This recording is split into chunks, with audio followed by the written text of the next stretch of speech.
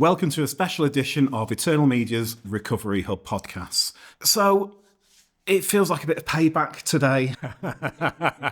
As David and Wulf have interviewed me so many times, and it's my turn to ask all the questions. It seems that they know quite a lot about me, and now I get to ask the questions. David's come all the way from Australia. Oh, Alex is with us as well. Hi. Representing... North Wales Recovery Community. Okay, over in the West. David. Yes. Tell us about you. What do you do? Well, I guess I've been on a long journey. I guess it started my third year at uni in London. I didn't know what I wanted to do. I knew I wanted to help people. On the one side, there was clinical psychology. Do I go that way? And the other side was brain science, neuroscience. And for some reason, I went down that way to neuroscience. Wow. I thought we could solve mental health problems by playing around with brain chemicals. Of course, I wasn't an expert to make that judgment at that time, because all I knew was what I was reading and a very passionate lecturer. But that took me to 24 years of being in neuroscience. What made you want to help people? Was it a calling? Was it an experience you've had when you were younger, or? I've always wondered where it started. I've no idea. I often thought back to that. But over time, it became clearer. When I started to meet people in recovery, people who'd come through so much adversity and then wanting to go on and help others, it became a calling then. I'm just amazed at how people can overcome such adversity. And I like the underdog. It's just something that's built inside me. I don't know where this came from.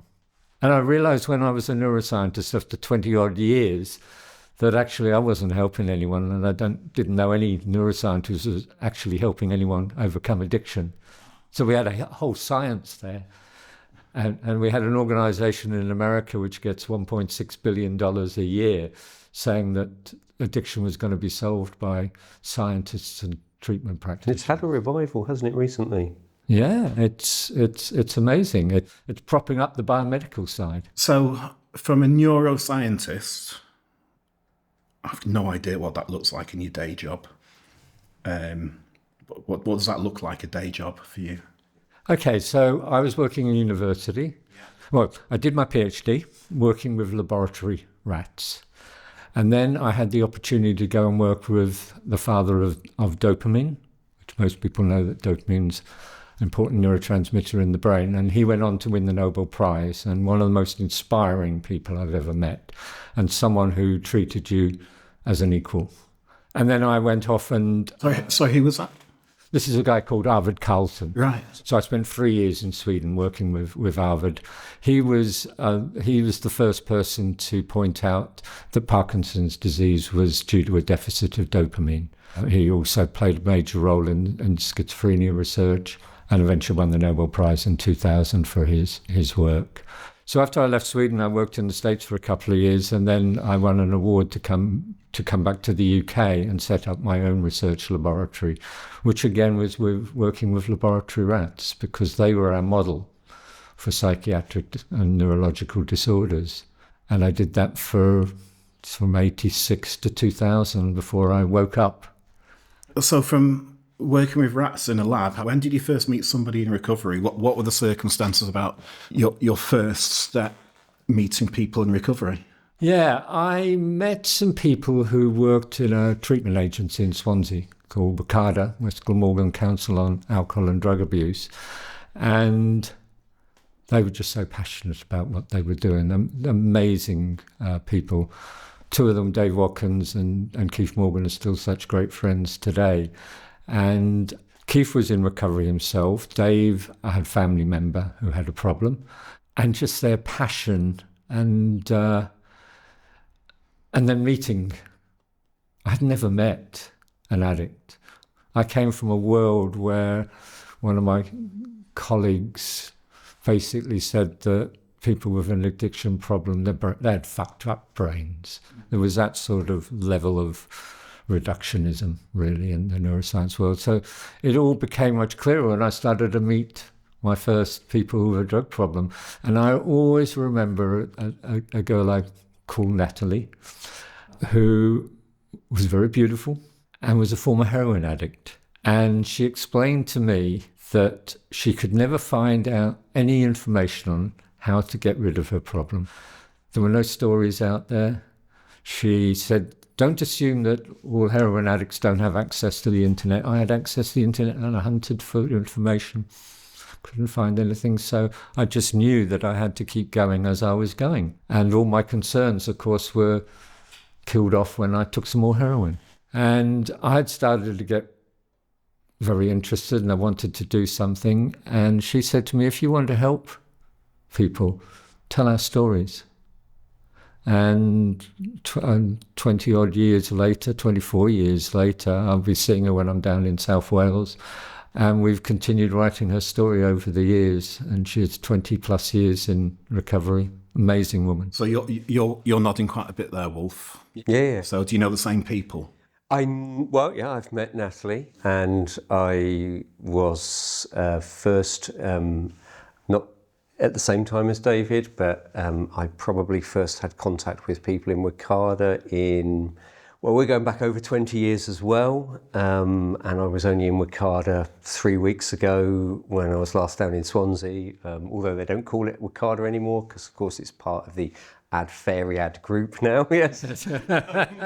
Yeah, so I know some of the story. I mean, we didn't know each other at that point in time, but I know those stories, and I know I've been with or in contact with David almost the whole time he's been doing the storytelling, really, which has been amazing. So people who might not have heard your interview on the Hub, can you tell us what you do?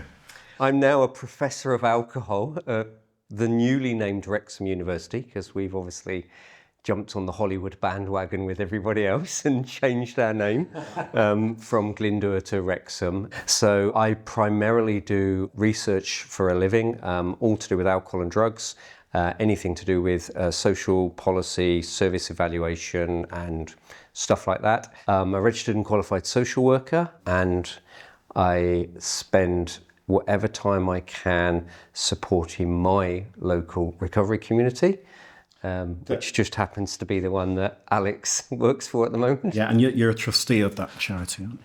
I'm about to become a trustee. Oh, right. Yeah. I've never been a trustee before, but there's been a bit of a plea if I can become a trustee. So I've just signed the trustee papers last week, and will become a trustee. Congratulations. Thank you. In time. Yes.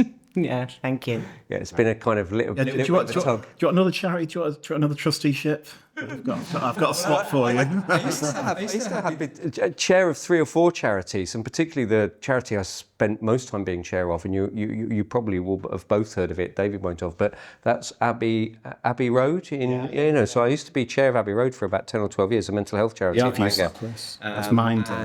Mind and stuff. And I just forswore that I wouldn't do any more be chair of charities, because being a chair of a charity is, it's a complete commitment. Once you say you're going to do it, you're supporting everyone from top to bottom. The people need to access the service, the volunteers, the staff. You need to. But just recently, I've had 2 charities this year come to me and say, "Look, will you please help us at a trustee level?" So one is one that I used to chair, and I'm bailing them out for a year while they work out how to close themselves. So how did you guys meet? Because you kind of thick as thieves nowadays, thick as thieves. I think that's the term. You're very much entwined in what you're doing together. And what are you doing together nowadays? Maybe start with how we got together. Yeah. There's an interesting little story there, because if you've got any questions, jump in. But okay. Yeah, you're asking the ones I want to know. Good. How did you meet, gentlemen? All right, I'll tell you. There's a little backstory to it as well. So we're back in 2000. I just got my professorship. You give an inaugural talk and a dinner. And I had decided to close my neuroscience laboratory, and the university was going to lose a lot of money. The rats were glad about that. Yeah, the rats were glad. The university wasn't, because they got a lot of overheads because they had a lot of research grants. And so I made the announcement during my inaugural talk and explained that I was going to be able to move from having a readership which was only academics to trying to get a readership via the internet, which was much wider. It covered from parents of people with drug problems and people with drug problems themselves to policymakers, etc., etc. And around that time, I put in for a bid to evaluate a drug and alcohol treatment fund program in Wales, and we got the bid. So he was someone from a completely different background who was now going to look at services, and maybe people would say, well, what would you know about that sort of thing? But there's a lot of common sense involved in it. And what I saw was, having done that for 2 years, was a system which wasn't really working very well at all. And it was quite disillusioning. And but there was one real highlight. We'd go around and visit services and everything, and we had a local evaluator in each area. And we had a lovely lady called Annie Stonebridge for North Wales. And so myself and my assistant would come up to North Wales, and the highlight was always meeting this man, because here was a man with absolute clear passion, different to a lot of practitioners that I met. And he also got out of his office and went to meet people where they were at. Yeah, took them up mountains and... Well, no, there was no. I don't think we talked mountains at that stage. He may have been doing. Is this 2000 now? We're still. Yeah, this would be about 2000. So it was about 2 years we popped up and saw you. Yeah, in the very early 2000s. So David's meeting us along Prince's Drive, where the Dawn Centre was, and you know Prince's Drive well. For another reason? Well, yeah, there was well, it's more of a hostel really, but it was dressed up as a rehab called T12, Shares 12. Yeah. So Marcus was next door to us in that sense. So I may have walked past you. Probably. It's 2005. This was, and 2008, I think. Oh, okay. No, we were earlier. Yeah, and so we were always very passionate about meeting Wulf, and I really enjoyed it. And I don't think we saw each other for a number of years, did we? Not for a number of years after that. But it was this same common principle, realising that the system itself was not doing enough. You can use lots of analogies, but it always kind of felt like that system was designed to just kind of sober people up, patch them up, and then just chuck them back out into them. It wasn't actually achieving much at all, was the common thing that we talked about. I was manager for Kais at that point in time. I didn't bother to ask people for the paper. If I wanted to know what was going on, I just would get off my arse and go in a room full of people and ask people. And it was quite scary for people at times, because I just go to people, I say, I'm going to know whether you're doing a good job or not. And they said, well, how? Well, so I'm going to talk to the people that you're working with, and they'll tell me whether you're doing, it's simple as that, like, you know. If I want an honest answer, I'm going to go and ask the drug user, I'm not going to ask you, like, you know. But people weren't doing that, were they? No. And of course, I was also hearing from some of the people who were visiting services. And one of the most common things I heard was they don't know anything about addiction, it's just textbook stuff. I was really quite surprised, because I was very trusting. You know, I'd gone into this field and trusted I was going to be amongst experts, and soon realised that this wasn't the case. And I was also hearing that very few people knew much about it, which was really surprising. And at the same time, there was this thing, treatment works, whatever that means. So, and also the fact that I soon realised that this isn't about someone helping you get better. It's about what you yourself are going to do. But you need people around you to help you do that. So I set up this initiative called Wired In, which is very much a grassroots. I remember Wired In. Yeah. Set up a charity, Wired International Limited. And it was all about empowering and connecting people. And to us, empowerment was about giving people hope, giving them an understanding of addiction and recovery, and giving them a sense of belonging. And so that was what I was doing. You know, I was spending my time doing teaching students, obviously, but otherwise working in the community. And we were telling stories, doing research, evaluation, and it went on from there. I remember filming in Glasgow Was that the Recovery Foundation or Federation? Recovery Academy. Was it Recovery Academy? David something, isn't it? Yeah. What's his David Best? Yeah. Yeah. Were you? No, that was the 2009 one, because James thought he'd met me and said he was really grateful for that. And I was thinking, I did give a talk in Glasgow, but that was about 2005 or Yeah, it wasn't it the same thing that... No, because I'd moved to Australia in 2008. Got you. And though I was coming back... And we worked out yesterday, didn't we? It was the year after you went away when the Glasgow event was, and there was that first big march in Glasgow. Film. So that would be David Best. Yeah. Just wondering if you wired in and what David was doing, if there was any connection there. No, David and I were in communication, and David was working at some stage in Melbourne as well, and I was in Perth. So I was running Wired In we launched the Wired In online community at November 2008.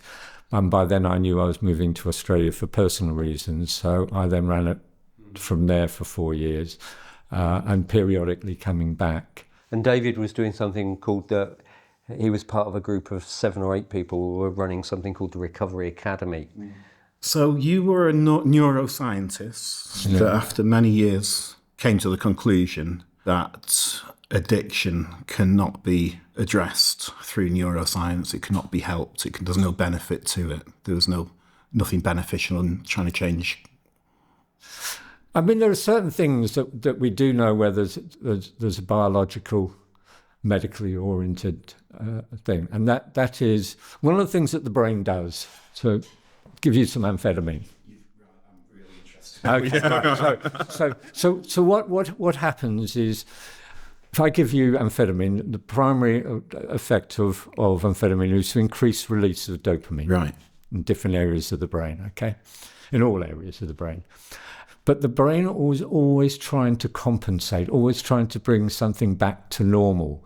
So what would happen is the receptors themselves, because they're now getting stimulated more, would become less sensitive.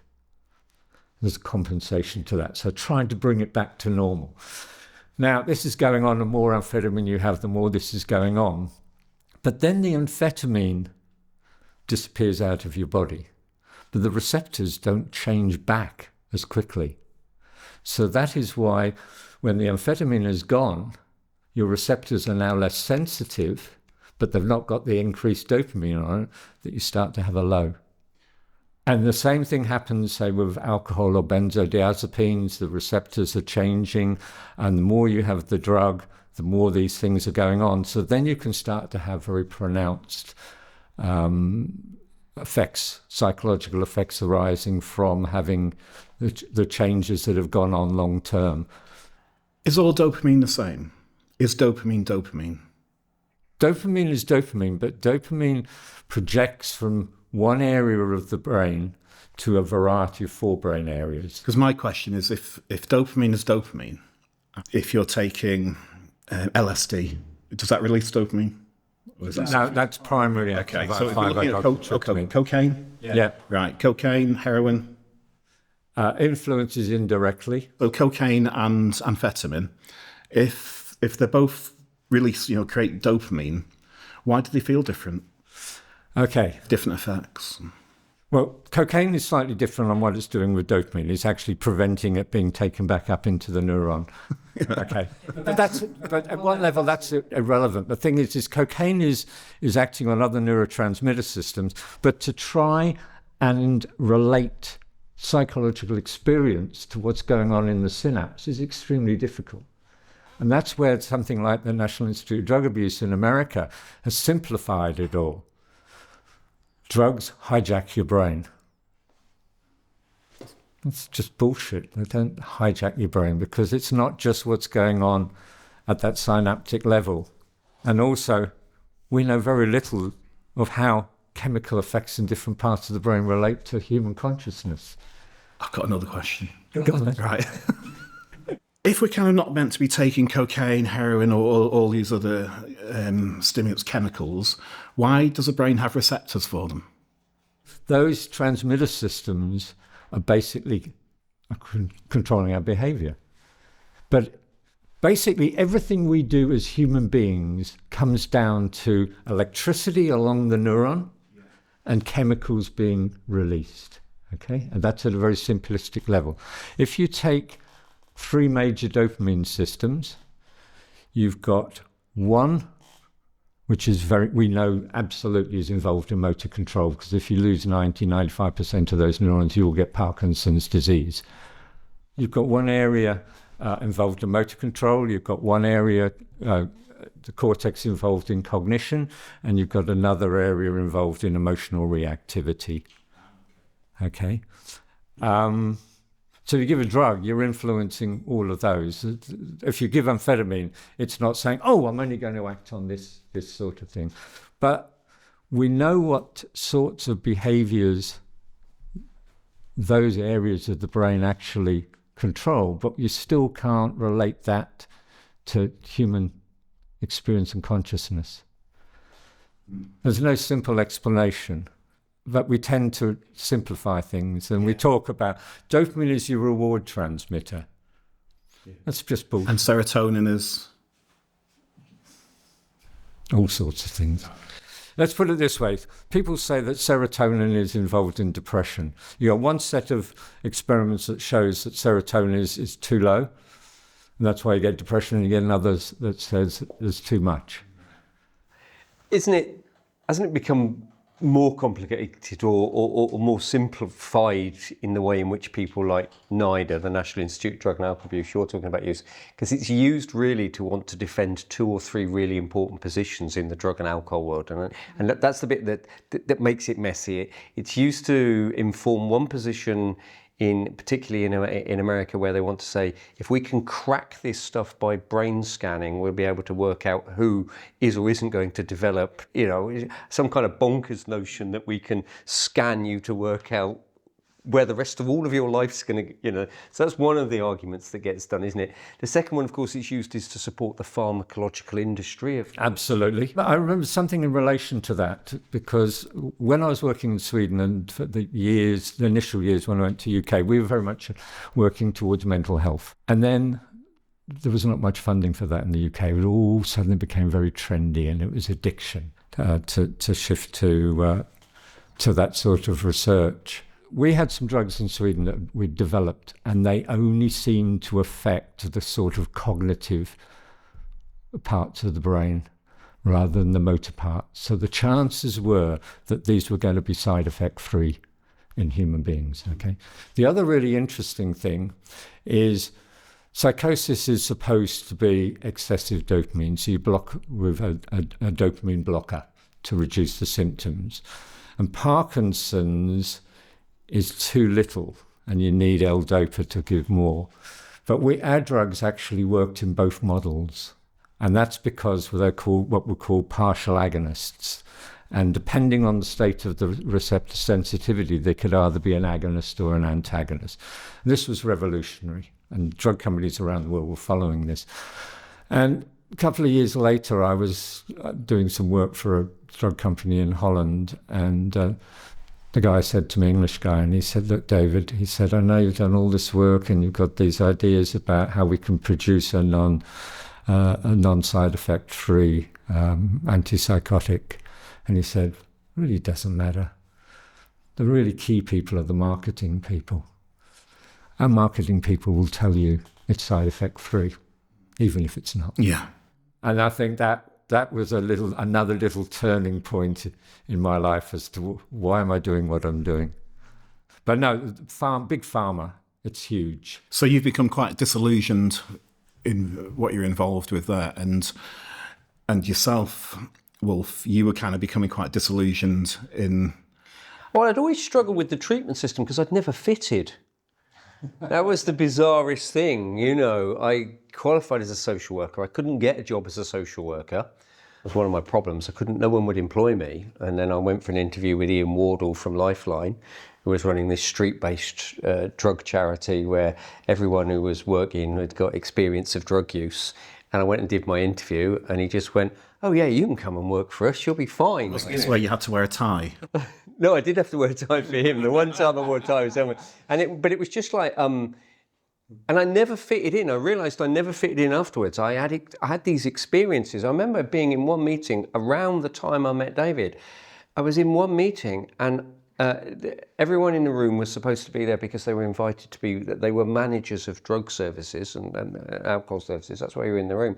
And I opened my mouth, and there were 3 senior nurses from the health authority who just went, "You can't talk about this. You're not qualified to speak." And I was quite speechless for a bit. It was quite an angry thing at one point in time. I had to go away and think, well, what did they mean I was not qualified? And I couldn't work out which judgment they were making on me, whether I wasn't qualified because I didn't have a medical qualification, whether I wasn't qualified because I did have a qualification, but it was a different qualification to them and therefore it didn't matter, you know. I had a master's in alcohol and a social work qualification, but that didn't matter to them. Or the fact that I was some long-haired, scruffy git and they were all there in suits and tie and therefore I wasn't qualified. Or I was the only one in the room that confessed to having used shits a load of drugs and they had neither. And I couldn't work it, you know. That was, and for the rest of my time, I never fitted in that system. And what I realised in a very different way to David is that actually I'd come to the conclusion that that system, and I don't want to dismiss the treatment system because I think people do at critical moments in their life, they need a detox. There's no doubt about it. People need to go to rehab. You know, some people need to take some opioid substitute therapy at some point in time. But anyone who wants to tell me that that's the be all and end all of getting your life back, it became really obvious that it was best the start. Yeah, and so I became equally as disillusioned and realised I didn't fit, yes? I was the same. After a while, I began to realise that, A, the system wasn't working properly. That concerned me, and I wasn't frightened. Somewhere along the line, this trusting thing and thinking, you know, these people, wow, this world that they're in, I realised that this wasn't as smart as I originally thought, and I wasn't frightened to challenge. So I had my first drug and alcohol counsellor, who was actually the lady who got up on stage in our school a couple of years earlier, who told us about the dangers of drugs, and she ended up being my drug and alcohol counsellor a couple of years later. And back then, they'd give me litres of methadone to go home with. And I had so much, I didn't know what I was giving it for. I didn't know. So I've kind of been involved in drug and alcohol agencies, or back then it was called community drug and alcohol, something like that. It was in Northwich. But it was all about scripting. Yeah. I didn't really talk about getting you off anything. It wasn't really about that. And then throughout the years, you know, I moved around many, many places because I burnt towns out through crime. I just had to keep moving. But in each one, when I was round long enough to actually be there for an appointment that they set me weeks after I went for help, they never talked about recovery. I hadn't heard recovery until 2005 when I got into my first NA meeting in Llandudno. Well, actually, I had been a few years earlier in London, but I certainly wasn't there for recovery. I was there trying to score. It always felt like if they wanted to do anything, they'd maybe try and get you off drugs, but there was no afterlife. There was no like life after drugs kind of thing. There was no kind of life skills or teaching about anything. It was like you're in testing and scripting, and there was never any talk about anything else. Over all the years, I can't ever remember talking to anybody about recovery. Mm-hmm. I mean, that was my experience as well. I don't think people didn't talk about abstinence. So whenever I went for help, it was always about control, about managing your intake and stuff like that. And you know, with anyone that's got a drug and alcohol problem, we know that control is not an option. You know, I tried to do that my whole life unsuccessfully. And yeah, that's kind of the theme and the story here from a lot of people that go to the services. For them, maybe they don't look at people and think they can live a full life drug-free. Do you know what I mean? It's not given. And I think that's possible for absolutely anyone. And that's what I've seen over the time. But it's like the analogy that Wulf made of the sticking plaster. Yeah. Just patching people up and kind of getting them out of the door of a script or some not really addressing anything. And thinking that was the success, that was the issue, that was success. If you were turning up, taking the script, well, I used to call them piss and test services, but if you were literally, you know, you turn up, you piss in the bottle, you test, and if you were clean and you were taking the script, everyone would conclude that was it. That was the success. That's counted. That was the success. That was success. And you were going back to, your fucking shitty bedsit. You were wandering around different corners just to try and make sure you didn't see anyone, because if you saw anyone, you knew immediately you were going to take some gear, or alternatively, you started coming into the piss and test services, and people had come in, and you'd have someone else's urine inside a bottle, so you could. I'm sure you've played all these games, Marcus, at various points in time, and it was just like no one was moving on in life. There was this kind of weird cat and mouse between the drug users and the drug services. It was just. But this all came about from the drug policy, which was based on a social cost model. This system was developed to cut crime. This was Tony Blair's idea, to cut crime. And in fact, in 2008 was the first service users conference, which was run by Drink and Drug News, who I used to write regularly for. Used to write in each of their editions. DDN, isn't it? Sorry? DDN on the DDN, DDN. Because Simon Shepherd, who was leading FedUp, and I, for Wired, as it was then before it became Wired In. But at this service users conference, the head of the NTA stood up and he said, you've got to accept reality. The reality is the only reason that the government is interested in you is you are causing crime. That's what he said. And I've got the exact words that were in DDN on the web. I just couldn't believe that the guy could stand there and do it and say it like that. So there was 500 people at that conference. So it really was not about people getting better. It was bean counting, really. And that really made me angry. And later on, I got a phone call from Ireland. And I wasn't frightened in speaking out about, there wasn't against methadone per se, it definitely has its uses, but it was the fact that people were not given choices and they were just being parked on benches. And I got a phone call, I can't remember whether it was 2008 or whatever, from someone in Ireland that I knew, and he said, David, he said, I've got to give you some bad news. I've got to tell you, I've got a friend who works for the National Treatment Agency, and he wanted you to know that they've just deemed you as a public enemy. I was speaking out about methadone. I think the basic problem was I was also empowering people, and the treatment system, by that stage I realised it was there for itself and the services, people at the top. It wasn't there for the people that really needed the help. And within 2-3 years of those episodes, as we say, there were thousands and thousands of people on the streets in Glasgow, Birmingham, Cardiff, all wearing purple, all shouting really loud and going, yeah? Yeah, no, absolutely. It was... On recovery kind of march. No, that was really fantastic to see. And then the feeling that I got from when we set up the Wired Into Recovery online community, it was just so exciting to see people writing away about their experiences, supporting each other. You would have someone come on and then you would see all the comments and someone would say, that reminds me of my story and whatever. And we would have people who would be typing away on their phone and things, and we'd have to try and edit, hit the wrong buttons and everything. So we couldn't just put things up because sometimes it was gobbledygook. But the spirit that was coming through there was just so powerful. You started to feel that the messages were getting out more and more in different places, that this system is not serving the people who really needed the help. Right up until, when was it, 2014 was my last time I was engaged with anyone from drug and alcohol services. And even right back then, I still hadn't heard the word recovery.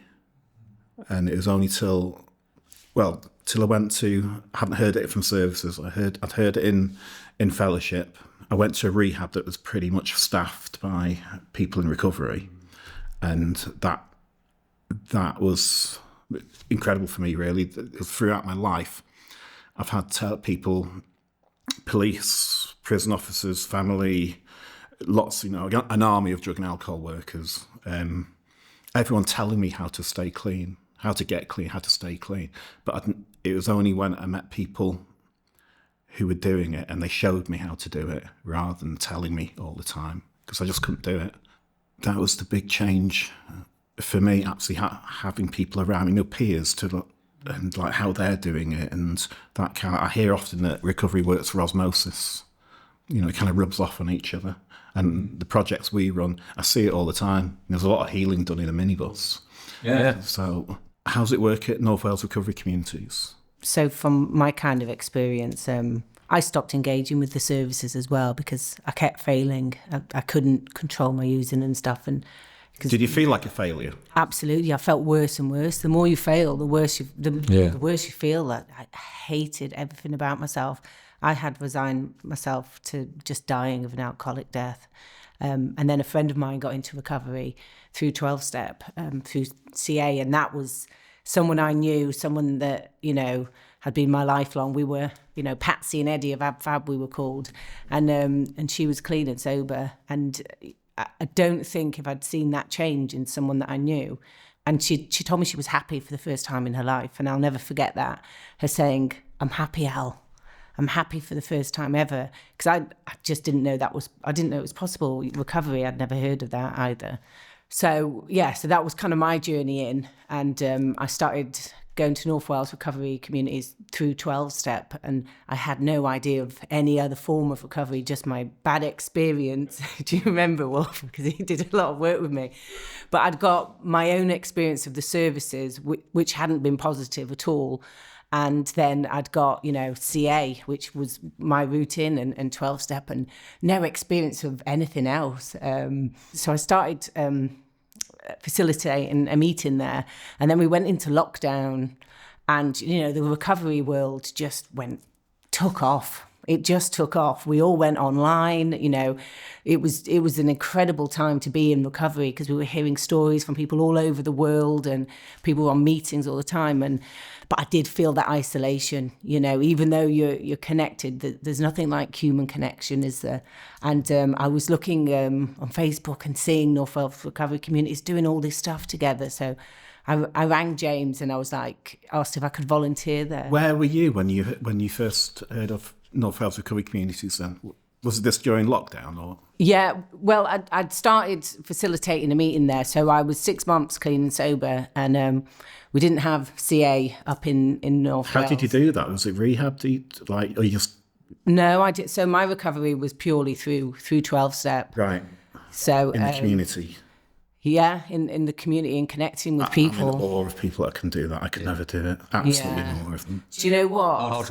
Yeah, I needed to be thrown in a bin every time. It's like a raggy doll. I was pretty isolated already. I was in London. I did all the things, moving and stuff You're like a that. girl, weren't you?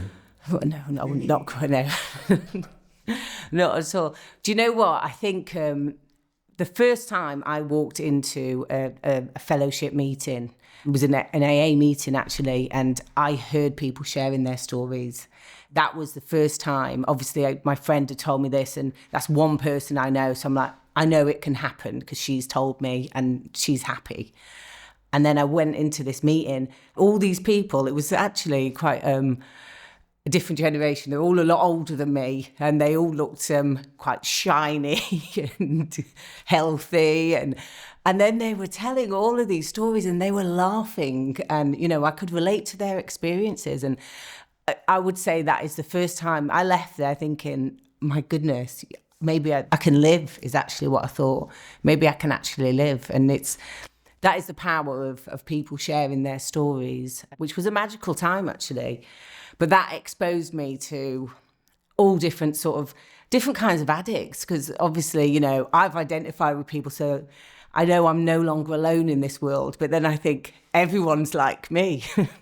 But it's not that simple either, is it? It's been a massive learning curve for me being at North Wales Recovery Community, and I think what we sort of encourage there is that individuality, isn't it? It's about people finding their recovery path and model, because there are different ones, I think for 12-step, it's for the really fucked up, truly hopeless addict, probably like me and you. like me and you. But for some people, especially the younger, it can be their environment. There's trauma. There's so many different reasons. So there's different cures. I liked what you said, David. It's first of all, it's giving people that hope, isn't it? Because what I see is, recovery unlocks people's potential completely. We shouldn't be limited on what you just don't have to steal anymore. You can be on a script, or you can just get through your miserable life a little less painfully. I think it's a big part of the idea of the podcast is that testimonial is until you hear somebody's story, you just think it's you. Like, I'm bad. What's wrong with me? I'm insane. I'm bad. I'm sad. Why am I so fucked up? But then you meet a lot of other people that are fucked up as well. But they're getting through it, and they're helping each other, and they're sharing those stories and supporting each other, and ageism aren't involved. Nobody's talking about scripts. Nobody's talking about taking one. I always thought it was bizarre when I went to the doctors or drug and alcohol, and it's like I wanted to take my chemicals, but they wanted to give me their chemicals to stop me taking their chemicals when their chemicals are worse. The methadone, that absolutely destroyed me, methadone. And even when I was on the streets and living in a car park in Bangor, and the doctor put me on antidepressants, and I went on, and I came to the point, I shouldn't be happy about this life. You're living on the streets. I'm living in a stairwell.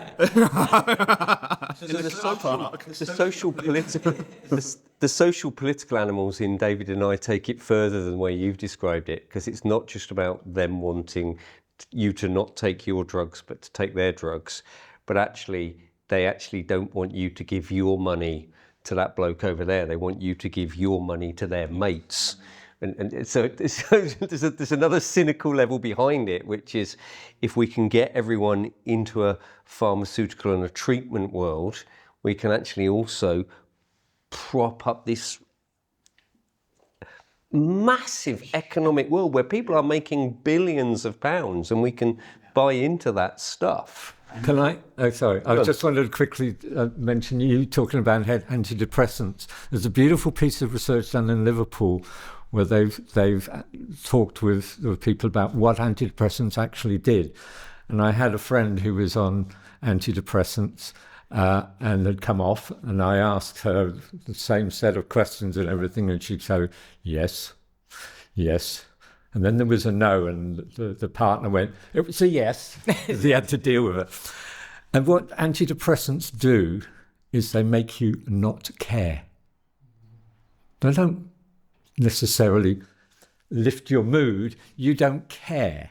Now, the problem with that is I don't care about my partner, or I don't care about my life, because some of the antidepressants increase suicide. Yeah. And that's one of the clearest findings, because there's a lot of dubious research on antidepressants. So you took your antidepressant, if the antidepressant was going to work to you, you wouldn't care that you were living like shit on the street. Yeah. And these guys would be happy, as Ruth said, they're making more and more money. Yeah, for sure. And I heard, it's probably off subject a little bit, but I heard depression is when you don't care enough, and anxiety is when you care too much. Yeah. You probably had both, yeah. Oh, all the time right now. But going back to this thing about stories, I mean, to me, two of the major things that I think have helped people is one, human connection.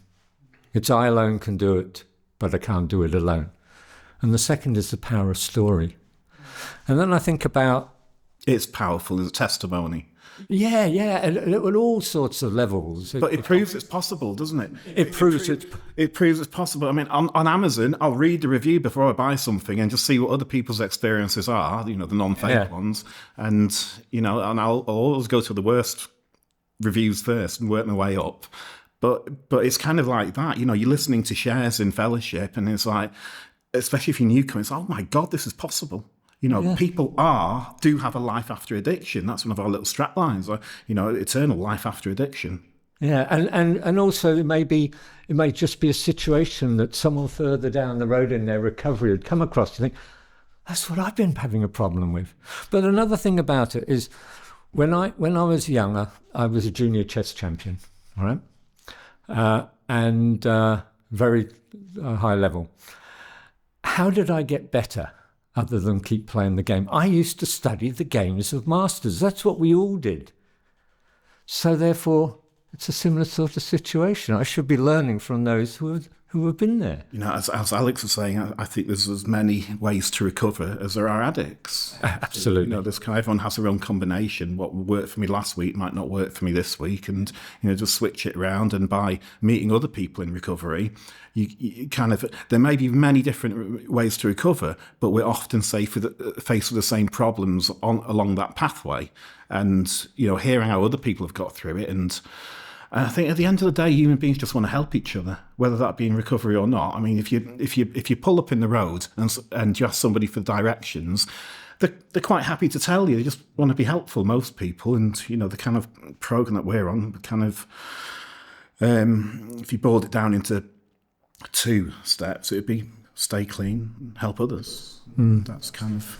And that's one of the amazing things about this field that really has captivated me initially and has kept me going, is people have just gone through so much adversity and then they're ready to help others. And that's very special. But I think that's one of the keys to staying sober, isn't it? You know, it's helping other people. And I think that's why something like North Wales Recovery Community works, because people there don't want anything from each other. They just want other people to get well, and you need to make it as accessible, don't you, as possible. And it's taken away that, because we're so ashamed, aren't we, when we come into recovery? Yeah, for sure. We're just so ashamed. And when someone goes, yeah, I've been there too, it's just a leveler, isn't it? I was lucky that I had the counsellor I had in Open Minds, who was in recovery from heroin, and we had very similar kind of history, and he lifted that guilt and shame off me very, very quickly. You know, he just had a way about it, and then he just like, oh right, you know, it's the addiction. It wasn't me that did any of that. It was the addiction. I make any time I can think of a reason to go down to North Wales Recovery Communities, I go, and I absolutely wish that place was around when I was getting clean, and that when I was on the streets of Bangor busking and begging and all that horribleness. And you're right, you don't make a lot of money in Bangor busking. You do in Llandudno though. I was doing 70 quid an hour there. But yeah, I mean, would love a North Wales Recovery Community in Wrexham. Yeah, I'd love that to be built up. This is one of the things that we're very interested in. David and I have a lot of conversations about it, and you know, that's maybe why you said we're very much connected at the moment. And I think one of the things that we're trying to work out is why you can have something like North Wales Recovery Community in other places, but you can't have North Wales Recovery Community. So in the same way that you've just been describing each individual recovery journey, even though we do it together, I think we're beginning to understand each recovery community is completely unique. Yeah. There's common characteristics, but they are completely unique. They somehow reflect the people and the space to it. Yeah.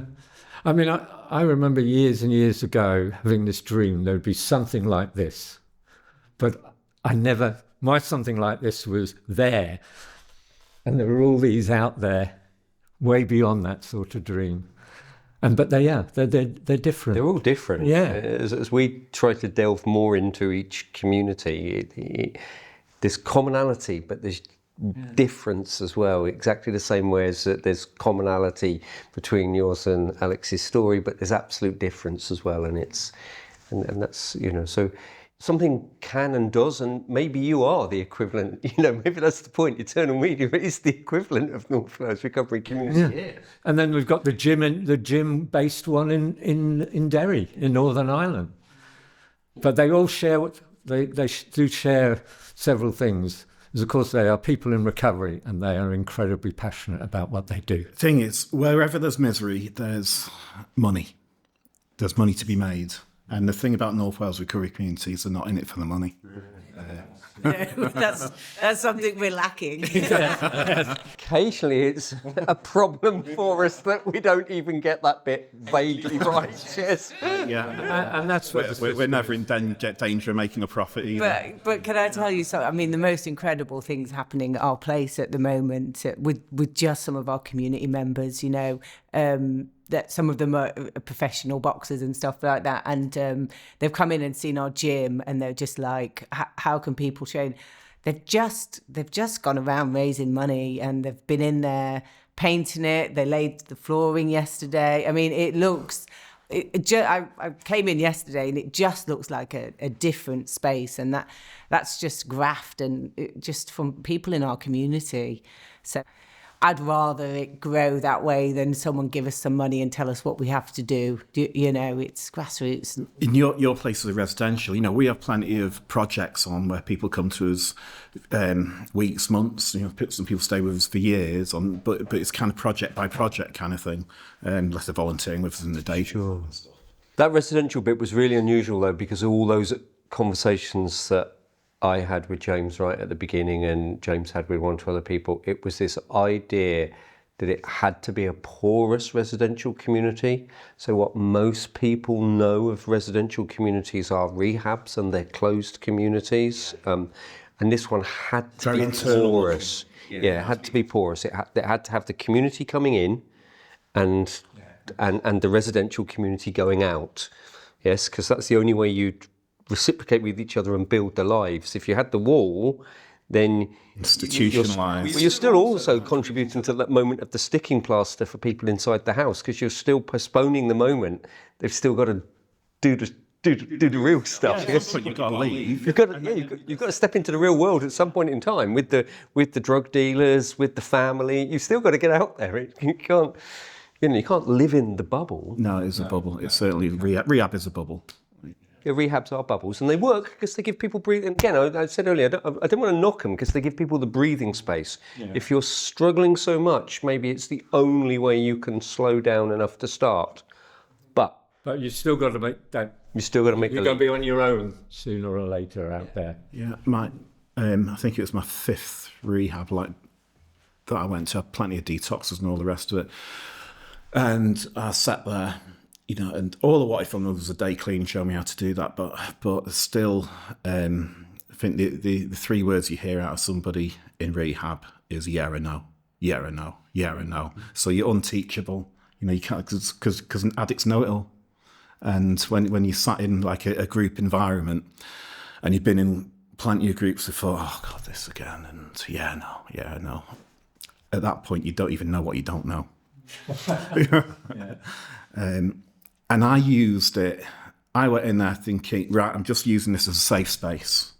I know what I'm doing. Get away with speaking as little as possible and not kind of opening up to anybody. And I was quite successful at that.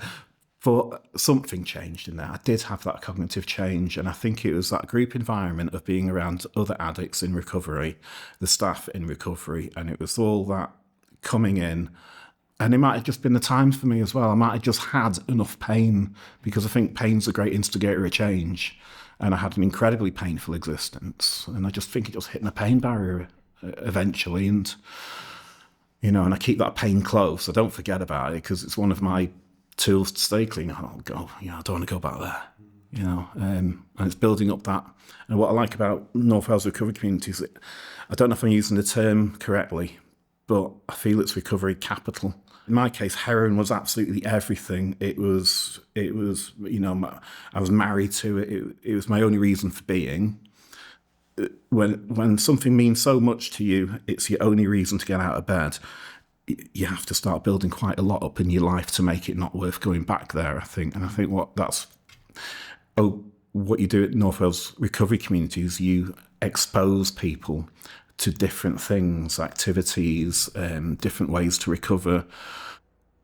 You're so rooted in the community as well, and you're in a beautiful location, you know, kind of the foothills of Snowdonia and the Menai, and even that's a therapeutic environment to be in. That's why we take people when we do filmmakers academies and stuff. we get a minibus and we head down the coast. You know, we go to beautiful places because that's part of the healing. You know, that can be like the spiritual awakening. You know, I'm not religious, but you know, just from looking at your feet for 25 years on the way to your dealer and raising your head and actually looking around you and just seeing how beautiful things are. And no one's making money out of that. Recovery is free. It doesn't cost anything. That's possibly why people aren't maybe pushed into recovery. I don't know. Or supported into it and left on a script. I don't know.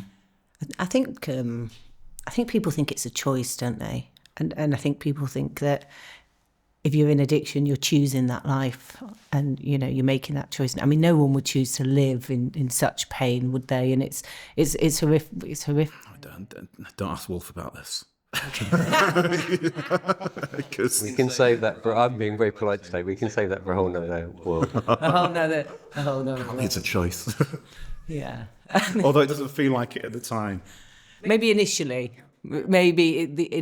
it's that solution is a choice, but I don't think the where you end up where it becomes definitely it's no longer. It doesn't feel like a choice if you don't know how to do it.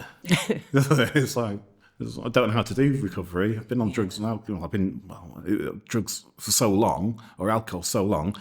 I don't know what it is to be clean and sober. I have no concept of having a day clean, or how to do that.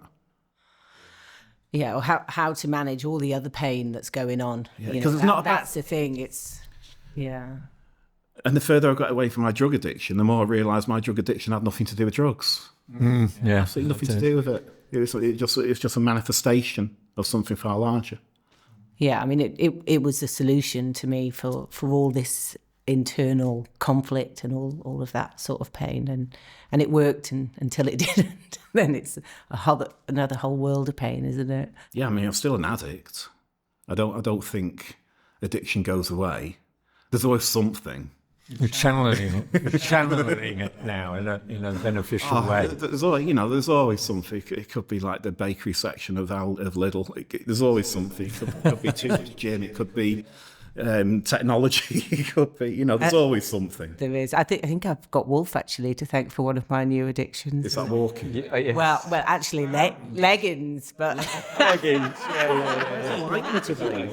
I thought it'd be grown up today. Like, I've got proper trousers on today. Well, I have. So have I. It's almost like I'm matching. I didn't know what he was wearing today, guys. I didn't. But and the mountains. I mean, we without a shadow of a doubt, we are blessed with that. And what's beautiful as well, we talk about recovery communities, but one of our community members who has got well and really embraced mountains, Rob. And, he now comes back and takes our guys out, and he's sharing that love, because that is, it's not the foundation of his recovery, but it's about finding new stuff that makes you feel good, isn't it? And he's sharing that with everyone. And it's the best journey. For me, after 12, 15, I can't even remember when I first took you up. 2005, you tried to kill me. 2005, I first took you up on Mountain Larkin. So having been involved in those recovery mountain experiences for what now, as Marcus reminds me, I've been doing it for 18 years, to finally have a member of the recovery community that's going to have all of the qualifications and the experience to lead, instead of always being instead of just needing the odd friend to come and just make sure we're kind of safe on the hill and we know where we're going. It's so excited. I'm so excited. And Leanne's leading a walk this Friday as well. It fills my heart with absolute joy, because when you see people's faces the first time that they're out in this environment, it is that looking up. Tamara took her to bed Gellert from Liverpool. She was like, oh my God, look at this river. It's, things we kind of take for granted. It's, It's interesting that leading trauma experts these days are talking about that the people who really understand what healing is about, the healing of trauma, disconnection, whatever, are Indigenous peoples. Okay, so it's ironic because since we've been destroying their cultures, the strong ones have kept going, but several of the key things are connection to culture, connection to country, and the power of story. You're connecting to country when you're out on Snowdon and creativity and I'm not sure what Western culture is anymore, neoliberalism or whatever, but you're creating your own culture and you have your stories. As we were talking then, it just kind of, it dawned upon me, but in Wales, how far are you, 70 miles away? Going down? 65. Okay, 65 miles away from here, maybe Birmingham. I don't know anybody in Birmingham in recovery. I don't know any organisation in Birmingham. I think what we have in Wales, I think we're all really well connected. In Wales, I think is very strong. We just seem to know. I know people doing Sarah down in South Wales. I know so many people doing their own kind of recovery thing, or even agencies. I just feel we're so well connected, and Definitely becoming more so. I've lived in England, and it didn't feel there was no connection. I just don't feel they have that. I think North Wales and Wales as a whole is just really friendly. It certainly feels it now. Yeah. Do you know what? I mean, I'm lucky where I live as well, and there is I live in Blaen and Festiniog, but there is a community there, which is lovely, and I think it is this key thing about communities, isn't it? That and maybe because Wales is still a bit smaller, there is still that. So I think it's easier to build that. When you feel coming out of addiction, you just feel so isolated. Especially my, addiction for me was incredibly lonely at the end. That's why I wanted it, but it was very lonely. But to come into something, and I can remember walking to the bunker for the first time. I actually went to the rehab, which was next door back then. I needed a bit of music kind of recording, and I knew the bunker was there. And I came through the blast door of the bunker, and it felt like home, weirdly. I hadn't had a home for a long time, and the bunker felt like home. And it's like, I feel like I belong here. That sense of belonging can't be underestimated in early recovery. Yeah, absolutely. And as we go forward, I think we all, and it might be the same as for tribes, just feel like you need to belong to something. Yeah, Reason to get out of bed, reason for being, and a sense of belonging. And I think that's what people get here, and I think that's what people get in North Wales recovery communities as well. That sense of belonging. Yeah, I'm among friends, I'm in the right place, I feel safe, I feel supported. Whether they're thinking that or not, I think that's how they feel. And if you think back to where we were hundreds of thousands of years ago, we were clans. You didn't have just mum and dad. You had 20 different parents, because we wouldn't have survived as human beings without being in a clan. And I think that's what we've been losing. We're becoming more and more isolated. And that's as you found the other direction, which is to connect in community. We had one guy that hadn't been out of his house for 20 years come to us on a project a few years ago now. And he hadn't stepped outside of his house for 20 years, and we managed to convince him to come out with us and do stuff.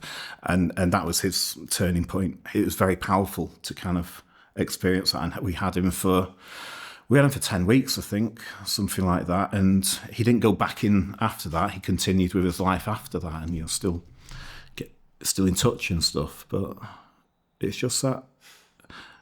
I remember walking with someone once in recovery, and they'd not been that long sober. And we're walking along, and they were suddenly just stood staring at this tree. I went back and I said, "Are you all right?" And they just went, "Do you know, I've never realised that leaves are green, and there are lots of different greens." And they were transfixed in something so obvious as we can look out the window now.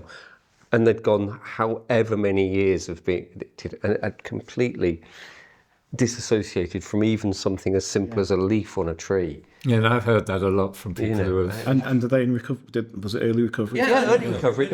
This is transfixed. Yeah, I've heard that. It's not something you think about on the way to school, really. No, exactly. So you worry about what colour your brown is. but important, But it's important to say, isn't it, that if connection is a part of recovery, as you've just described it, and right at the end, you were doing it as much as possible, disconnection becomes your survival mechanism. Yes, you disconnect from anything other than, like you say, your gear, basically, or your bottle. You try and disconnect from everything else. Yeah, it just becomes the only thing left. Yeah. Yeah, I mean, you're only searching for oblivion, aren't you? That's it in the end. Yeah. I got my high was overdose in the end. That was like, if I wasn't falling backwards and having a fit, I thought I'd been ripped off. And where do you go from there? I think I think also there's something else there, and I love this expression from that trauma expert Bruce Perry. He talks about going from pain to power, that you learn a lot on that recovery journey, and through that you gain a new power. Essentially, Jim Orford did that as well in his book, Power and Powerlessness. Yeah, and I love that concept, and you can see just by what you guys are doing that's one form of power. And there's an irony here, really, because we've got a society which is increasingly disconnecting. And the trauma experts point out, society is fraying. And yet within your communities, you're going the other way. And that's something that your messaging needs eventually to start getting, well, you're already doing it, out to the wider society. I think it's one of the reasons is that we're doing what we're doing. Yeah, of course, it's what we're... I have personally experienced so much bad practice. I'm not a victim, towards me. Such terrible treatment ideas, the way I was counselled. I've had, don't get me wrong, I've had some amazing people in there as well. But on the whole, I've had a terrible time. I've had to go through that. So I know what doesn't work. I nearly said I'm fortunate enough. Maybe that's not the right word, but I don't do any of that. And I reckon Alex and James and Kev and the others down at North Wales Recovery Communities, they have their own experiences of things that could never work. So they're putting things together that have worked for them, and they're building on their own experience, a collective experience of stuff that does work. And I think that's a success that we're having, because we've been a part of failure for so long. We can find success in there. And that's a power as well. And as David says that, then that is what David and I have been trying to do together, which is just show to people, look, listen to these folk. This is what, to use your expression, this is what works. So at what point is recovery? Where does recovery start? Where do you reckon recovery starts? Does it start in rehab? Does it start in detox? Does it start the minute you're not taking a chemical or commit a crime? What does it? Do you have to be out? For me, it doesn't start in a physiological space. It starts in my use of the word sober. So I struggle with the word sober being used exclusively as a relationship to a substance or not, rather than sobriety is when you enter a different mode of thinking. For me, there's unsober thinking and there's sober thinking. Cognitive change kind of. Yeah, and you might actually, some people might be fortunate enough to get some sober thinking before they've actually got sober behaviour, and other people don't actually get sober thinking until they've actually, inverted commas, gone quite a long way down some sober behaviour. And actually that's the far more interesting bit, is working out when people really started to make that cognitive change in not really the relationship with substances. As you said, it wasn't really about substances. It's they make the cognitive change about what they want for themselves and their life and their honesty, and that comes in. And all the time I've worked with people, that's the bit that I'm interested in, is even if you're struggling to make the behavioural change, but you've actually made the shift mentally, well, you're probably already starting. And I think for too often we've got into this problem of defining recovery exclusively as a position that's to do with your relationship with the substance rather than your relationship with yourself and your own head. Yes? As one question to you, David, sorry, as we have a neuroscientist in the room, I'm not going to waste this opportunity. What is happening in the brain when a cognitive change on this level, which is just massive. So we've had decades of pain, misery, addiction, all that, and the cognitive change occurs. Is that a chemical thing? Is that a new pathway? Or I think, as I said earlier, we can't nail that down because of the gap. No, we can't. No, what I want to do is follow on what you said, a piece of research we did, and it was nothing to do with biochemistry, other than the fact all our chemicals are going anyway. We, and Sarah was part of this, she was involved in the interview, but Lucy James did all the analysis, did a qualitative piece of research on the RAPT treatment program. Yeah, so Sarah worked with Wired In with me years ago. And we did, I say we, I mean, I didn't go into in the prisons, worked with a group of women whose average use of crack cocaine and heroin was 15 years, and a group of men, the average was about 20 years. And we looked at the factors, so they went on the RAPT treatment program. So there was pre-treatment, 2 weeks, and then they started AA and groups and everything. And the changes in the women were already occurring in these initial phases. And we analysed what led to the changes in thought processes and their behaviour, because obviously we couldn't measure drug intake, whether they're getting any in there or not. And so this was the process of change within the prison, the programme. One was belonging. There's a major factor. The second one was socialisation. The process of learning to interact with other people, because you can't belong unless you can interact. They all said they were isolated. They felt they were evil and weak. They beat themselves up all the time. They had no hope or anything. Now, when you looked at that, and then there was support, there was understanding, and there was one other factor.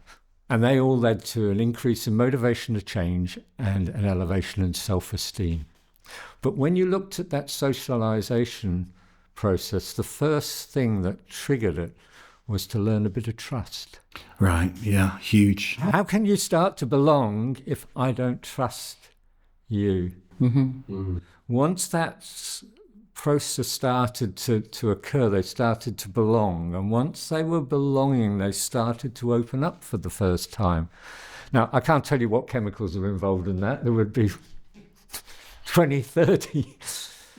But it was really interesting, those little processes, but that trust. So another word for belonging, or they go hand in hand, is acceptance.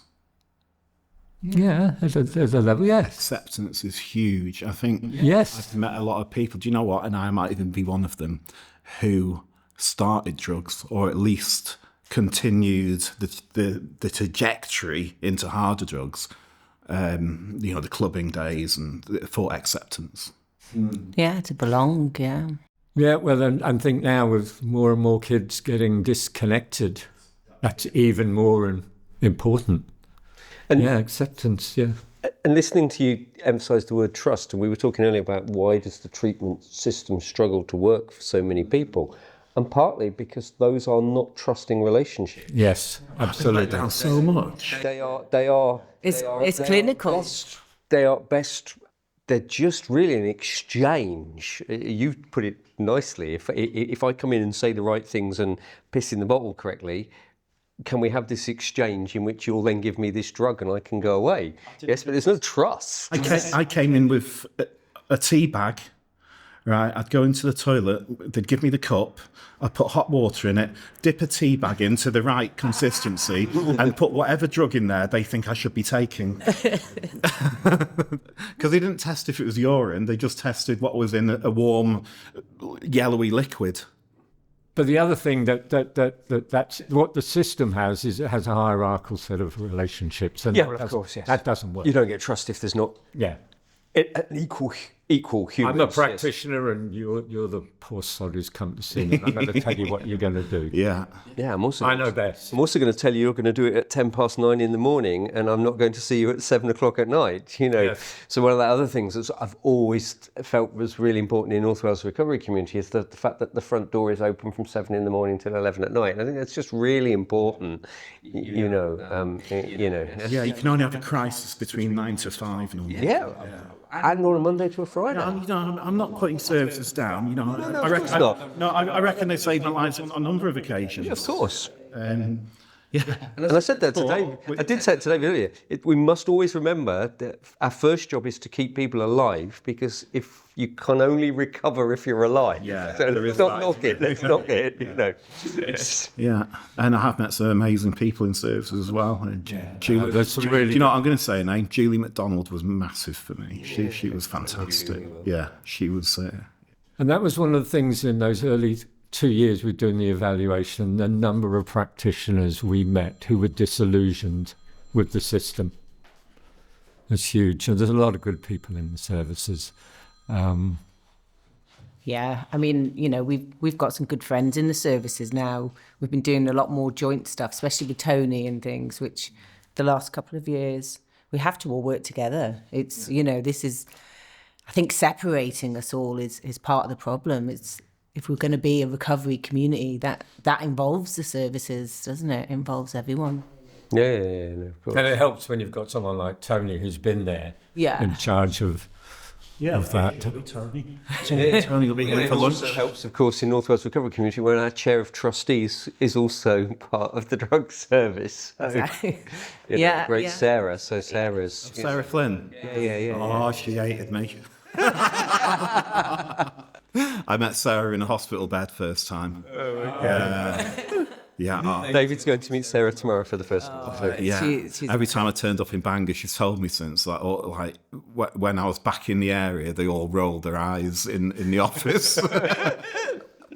Yeah, I think we're okay now. She is fabulous. Yeah, I wasn't easy No. to deal with. That was a nightmare.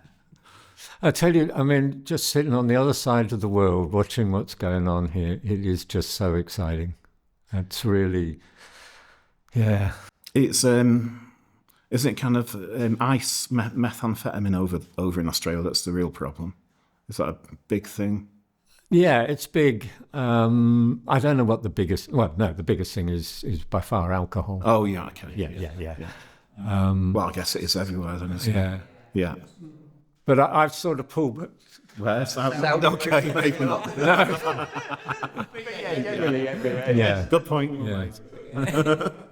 Yeah. No, but I don't get involved very much in Australia with what's going on. I banged my head against a brick wall for so darn long.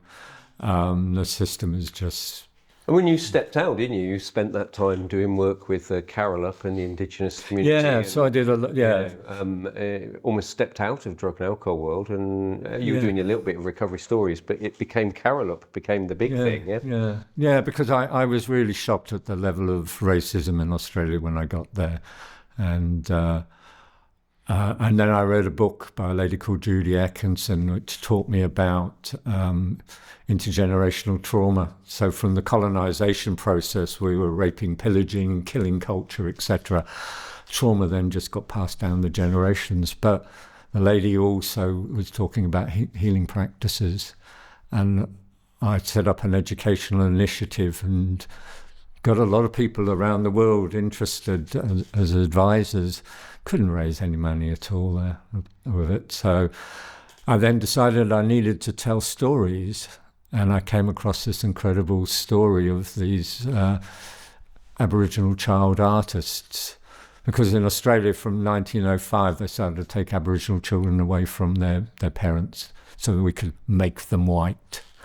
And they housed them in native settlements living in total squalor.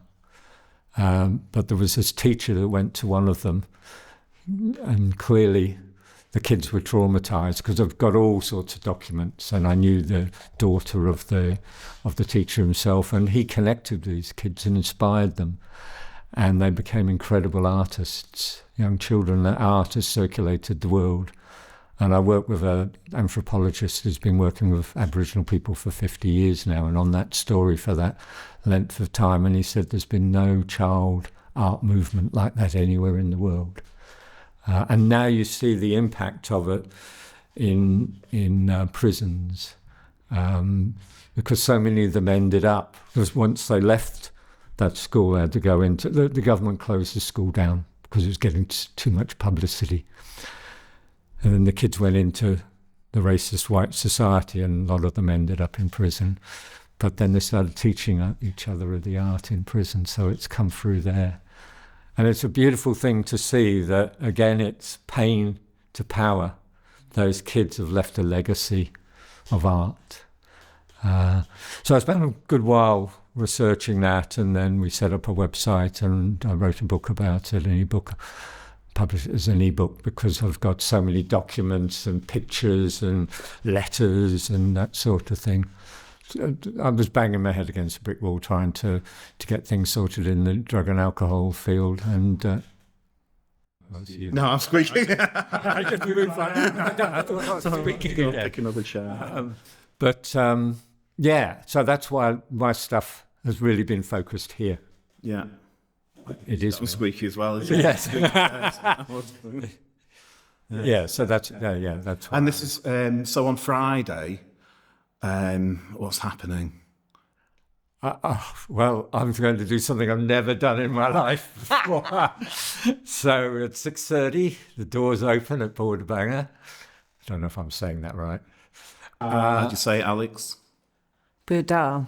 Buddha. Alex, what's Buddha? Good food, isn't it? Yeah.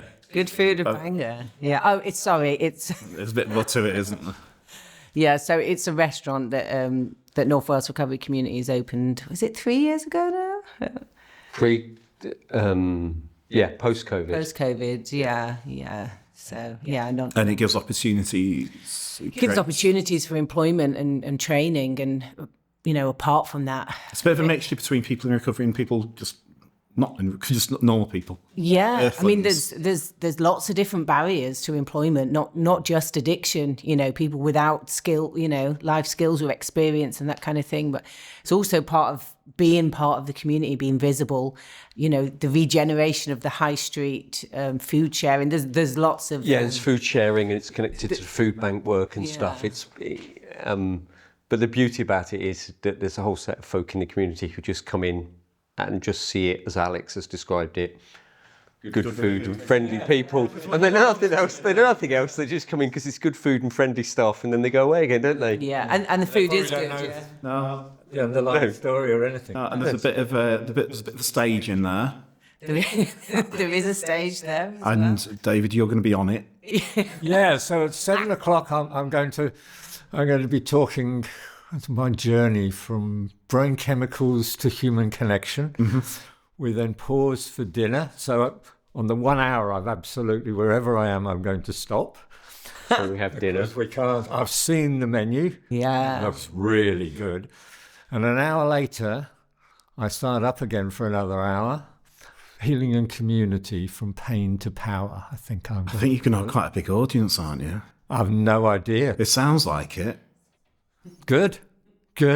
But we must go in actually earlier to make sure I get a feel for it. Yeah, we'll do all that. The system is working. We just need to make sure the Rotherham recovery folk arrive in time. So I'll programme them, because they're coming across, a couple of people, hopefully from Rotherham.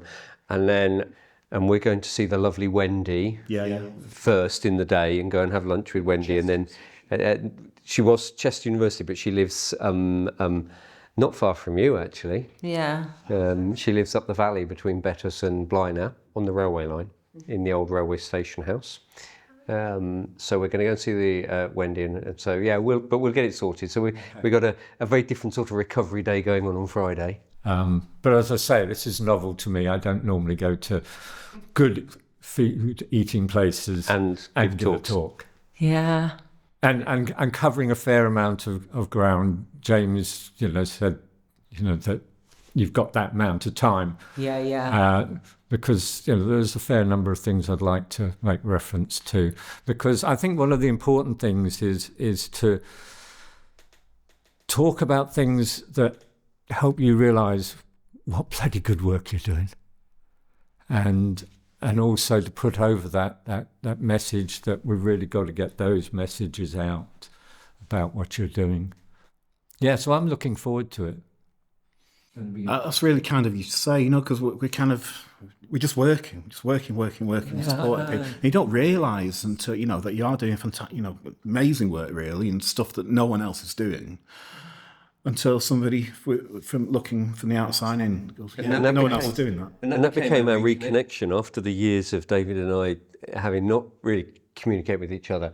We just started talking initially remotely and just catching up with. Yeah, and you started to tell me these little things that are going on. I just started to, and he just said to me, well, what happened since 2008, 9? And I talked about doing the recovery bit and, all those years of killing people up mountains. And we never killed anyone up a mountain. Oh, it was close. But we caught up with all these things, and I just started to say, and when I said to David that Tony's going to be coming in the room. Well, Tony and I did, massive kind of fundraising charity walks, and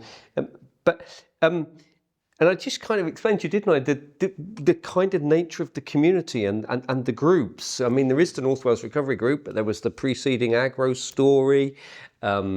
There's the great work that you do, but there are one or two other lovely little pockets of recovery stuff. I mean, I love what Scott does with Youth Sheds, which is not what the rest of us do, but that's where he's put all that recovery energy into. Scott in the Bay? Scott Jenkins? Yeah. And I love good what lad. he does. And I love your counterparts who do something different. Steve at Tape and stuff like that. And we've got lots of different groups of people. We've got Yellow and Blue here as well. They're quite an amazing organisation. And I talked to you, didn't I, about the fact that actually I could identify 15 or 20 of us who have been hanging around crossing each other's paths for a while. But actually we don't have any problem now when we want to put an event on, and we had that one last year when Tommy came up in Bangor University. And I kind of explained to David, we just don't have an issue of getting a room, and we can get 50, 60, 70 people in recovery in a room. And we've just started taking it for granted that we've got that community out there in North Wales now, because we've just built and stayed where we are. And I think that's that North Wales bit. If you're in the Birminghams or the Coventries or stuff, people just disperse and move, and we've just stayed. And that was the conversation that led us to start to then go from just catching up with each other to then wanting to do a whole piece of work about it and together. The thing is you're talking to someone who was bloody sex starved, in the sense of I was starved of having a lack of recovery around me. And so I was just like, bloody hell, what's going on? I'll tell you who else is doing great work as well. And I don't know anyone in Birmingham, but I do know people in Stafford. Oh, yeah. Yes. We've got Chase. yeah. I think you mentioned So we've been doing bits with it. JP and Car's been coming over, and whenever we work with anybody from England, we call it missionary work. So. Yeah. Fully understandable. But JP, I see so much myself in JP. He's got a passion for film and creativity. He's more, he does a lot of music as well, which I play music, but I don't record it. And but he tells me where he's at. I go, yeah, I was there. No equipment. I haven't got this. I haven't got that. I haven't got, And he's just, it's nothing stopping him. They're just cracking on. And Cara's incredibly. A real driving force. She's very creative as well. And those two together, and then the people that they're supporting, they're all singing or dancing, aren't they? Yeah. And those pockets are there. We've known those pockets for ages, and there are those occasional bridges, if you want to call them missionary work. And we talked earlier about the David Best episode, and one of the people in that room in the Recovery Academy with David Best was, of course, your very good friend David McCartney, and he does his work in Edinburgh, and I've known David since those days as well. So there have been those pockets, but I don't think they're not quite the same. I mean, what got me about it was realising how far the North Wales community had come was when we did the peer-to-peer walk. And there we are, 3 or 4 different groups of folk all getting together on a cold, damp Friday before Christmas, when everyone's got all sorts of pressures to do something else. And there are still 70 of us that have just... All in Santa hats or costumes. Oh yeah, I love those photos. And it's just I like, loved them. there is a North Wales recovery community in the sense of, the one in Bangor, but there is also a North Wales recovery community, not as in the organisation, but the relationships that we now carry with each other and have known each other for many, many years, and just keep those bonds and keep bringing people into them and keep sharing. And I just think that's, it gives me a real buzz, yes. Same here. And I was also thinking, because I was very much ingrained in this asset-based community development idea, find your assets and connect those assets. And suddenly I could see these little pockets that Wulf was telling you about. And I'm thinking, gosh, if we could start to get those messages out to the wider community about the great things that are happening. I see this working all the time on an individual level. I see that the opposite of depression isn't happy, it's connection. And that's going back to Wales, we're just so well connected. We help people connect as well. The socially excluded, the socially isolated, behind their own front door where they've been for so long. And to kind of get them out and connect people, and then recovery is possible. And I think that's another example of what I meant by that pain to power.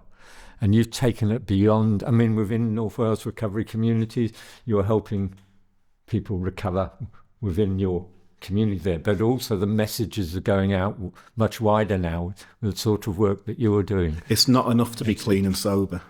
Yeah. And that's what I always thought the Holy Grail was, just don't use.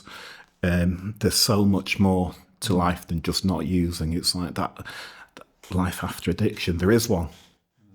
And in many ways, we've got quite a lot to help show and teach people who are just, for want of a better expression, mundanely going to work to 9 to 5. And there's actually got to be more than that as well. So it's disconnected people. They don't necessarily need to be addicts. No. Not at the moment, they don't. No, they just... And that's increasing in society today. Yeah, so that's sort of going back to that idea. And before, the irony of it is society's decaying, and you guys are showing the opposite. Yeah, I mean, bizarrely, I'm not obviously happy for the pain I've caused my family and stuff, but I am actually glad that I'm an addict, because being in recovery has really opened my eyes up to actually living and what that is really like. Otherwise, I think I would have plodded on in some mundane life, being a little bit subdued, a little bit, the way I experience things now is really different in recovery, better than before. So it's better than well. Better than that's the old, yes. Yeah. I think the first person to write me off in addiction was me. Yeah. At 21, I'd written myself off. This is all that's down for me. I'm a heroin addict, I'm a crack addict, that's all that's down for me. Maybe that gave me the green light to continue in how I was rather than trying to change. But for whatever reason, I wrote myself off first, no one else did. And when you get into recovery, every time I put a new project on, every time I'm working with people, and you see that little kind of glint of creativity, that little spark coming from like long dead eyes kind of thing. Whatever that little success of that little poignant moment of the day is, makes my addiction feel, my 25 years in addiction feel a little less wasted and useful. Absolutely. I need to feel useful. I think we all need to feel useful. But there are so many transferable skills from when you're in addiction, bringing that into a clean life. We do a lot of work in jail. We're going back into jail. We just created a podcast, a series of podcasts for them, working with the guys on the recovery wing and the recovery factory. And we're going back in there to do more. So we're working with people, and Alex came on it, and hope you'll come again. Absolutely. They're so hungry for recovery. So we get mobbed. Once they realise we're in recovery, we get mobbed. They've got 1,000 questions, and it's quite hard to get a day started sometimes because they've got so many questions. Let's save this for recording. But they've written themselves off as well. And they go, yeah, but I'm an addict, I'm never going to get a job, nothing's down for me. And then they're confronted with like, you know, we're not putting ourselves on pedestals, or we're special, we're definitely not. But, you know, then they meet addicts like myself and other addicts that we take in, and Alex. We're happy, we're clean, we're sober, we're doing something we're passionate about, we're helping others, we've got a job. And if anything, I've got quite a long criminal record, and it's part of my CV. You know, it's you can use it to help. can't our you? experiences are really, really useful for other people kind of going through what we've been through. Yeah. Hundreds and hundreds of mountain walks now I've done with people in recovery. And only twice. Do they all come back? Oh, what? Look. Yeah. No, only twice have I been in walks 3 times, and the third time only reflects, well, maybe 4 times, but those 2 reflect 2 or 3 people, but only 2 walks in which we haven't actually taken the group to the top of the mountain. You know, and all of those people have written themselves off. I can't walk up a mountain, that's not possible. That's way beyond anything I can do. And only twice. So by being confronted at the beginning of the day, and in your case, it is a mountain. In our case, it's a camera like that that's incredibly complicated. Exactly. And I was like, oh, I can't use that. Yeah. And then a few sessions with us, and they're putting it together like a sniper rifle. And from that comes confidence. Yeah, absolutely. And, I can do this. And, you know, and it's all right. What I like about all of those experiences, and whether it then becomes something else, and we were talking earlier about the gym, and it could be the boxing, it can be, we're going to go to Moyle Keatma, and it can be the horticulture. What I like about it is the idea that you have to give this diversity of choice, which doesn't occur in the piss and test of the treatment room. But you give the people the diversity of the choice, and almost everyone actually enjoys or gets something out of dabbling, and then 1 in 15 or 20 of those people will go, oh, I want some more of that specific thing. So you've been left as one of the people that wants more and more of the mountains. Yeah, absolutely. You know, and it's feeding you. But there are also other people who we know have done 2 or 3 mountain walks. They're never going to do another one again. But it doesn't matter. They're finding something else. And you'll have 1 or 2 people who want to just... Sea level for me. Yeah, and you'll have 1 or 2 people who just want to do this stuff forever now. And If it's on a beach, I'm happy. Anyway. And I kind of like that, really. I like the fact that you're giving people, and that's all that happens to the rest of us if you're fortunate enough to have an environment where those opportunities happen to you. You have a mate that says, oh, why don't you come and try the basketball club? And you might go twice and go, no, not for me. But you might be the one which you know, and people lost all that, haven't they? Just that. I feel it's a duty to make recovery visible and attractive. Yeah. And because I do that, I can't really tell is there more recovery around nowadays? Are more people recovering? Or is it just because I see more people in recovery that I feel there are more people in recovery? Or do you think things have changed, the tide has? Because most people traditionally don't make it. I think you answered this question yourself. So outside of kind of communities that you were talking about, you know, Indigenous communities and stuff, you answered the question yourself. If you'd have stepped back 20 years ago, maybe the only place you'd have seen the recovery was behind the AA closed doors in a way. So I think you probably answered the question yourself. You hadn't seen it in the first place you saw it was there. Yeah. And what has definitely happened since 2008, 2009 has been that I think Tony might be here. Okay, brilliant. So a waving hand. Yeah, man. has been that explosion, Yeah. yes, of community recovery, public-facing recovery. It's still quite discreet, but it's much more public than an AA, which by definition, of course, is anonymous. It's not public. No. You know. I think you're at the beginning of something very special. I honestly believe. Talking of something very special. Here he is. Hello, Tony. So, well, we're kind of wrapping up. Hi, Tony. Tony, David. Yeah, Tony. It's all his fault, really. He got me. Yeah, no. Yeah. Yeah, it's all your fault. We're going to blame you, Tony, yeah? Yeah, very unusual case it was at the time.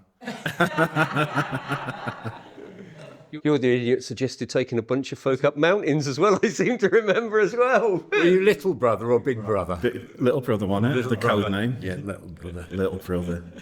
And I was in relapse at the time when you'd done your paper on the mountains. Yeah. So you had to give me a phantom name. I had to give you we had to give you an anonymous name in the story in the paper. Yeah. And you weren't there. What was it? I didn't know that. What was your code name? We gave people a set of false names, didn't we? You and Pika, Patrick, and Matt, and all the rest of them. We gave everyone false names in the story. Yeah. I never forget that. The bit of your story that just always amazes me is that you know, doing that, you should probably say it, but you're in that meeting with Peter and you're supposed to be doing your return to work or whatever it is, and he says to you, what's causing you a load of hassle? Yeah, so I had a back to work advisor. His name Peter Kirkpatrick. Yeah. And a week before, I'd overheard the story. I was on a computer in an office, and a conversation went on behind me of someone that had just got back from Africa, and this extreme poverty in Africa, and my heart, I felt a shift. I thought, I've got to do something.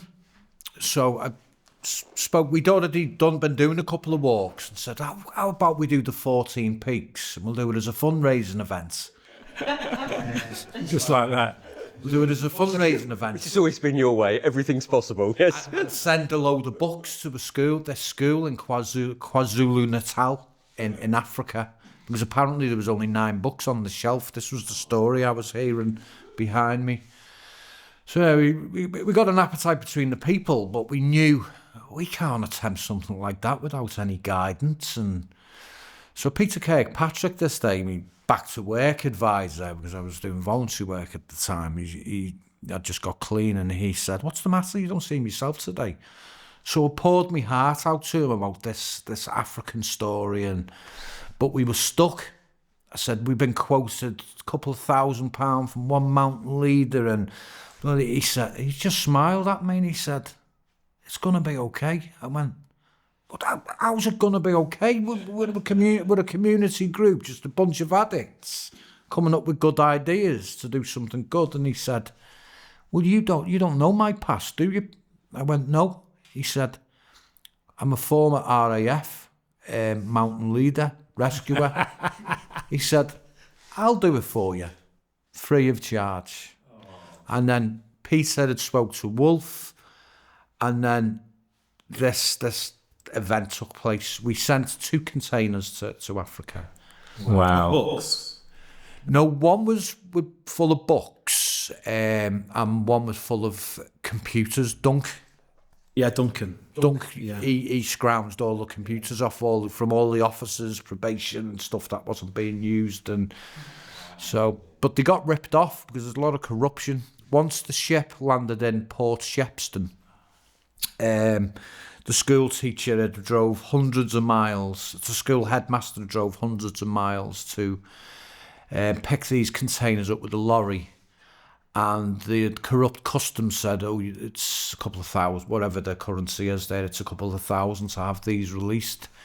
And he wiped out the school funds, releasing the containers. What was I'm going to get emotional. I'll take it to my grave. They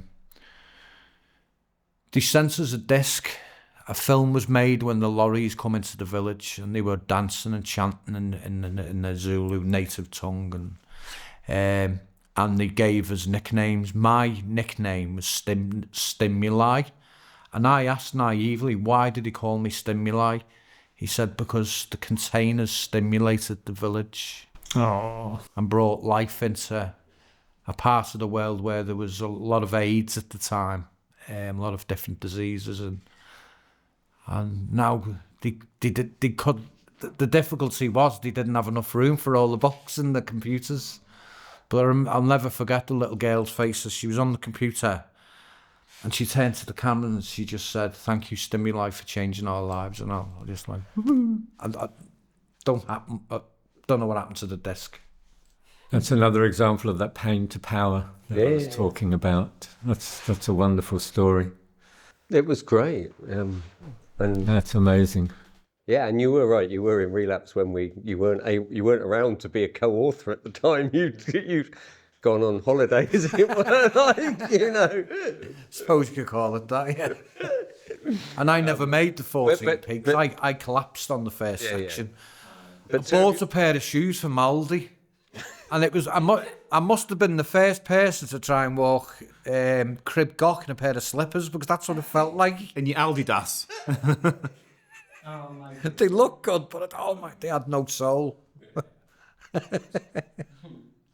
I just want to say how brilliant this conversation's been, and it says everything about what we've been doing and folk get out of it, and just that I'm really looking forward to a really exciting week of events with David here and really showing him what's going on in the North Wales recovery community. So Where else are you going?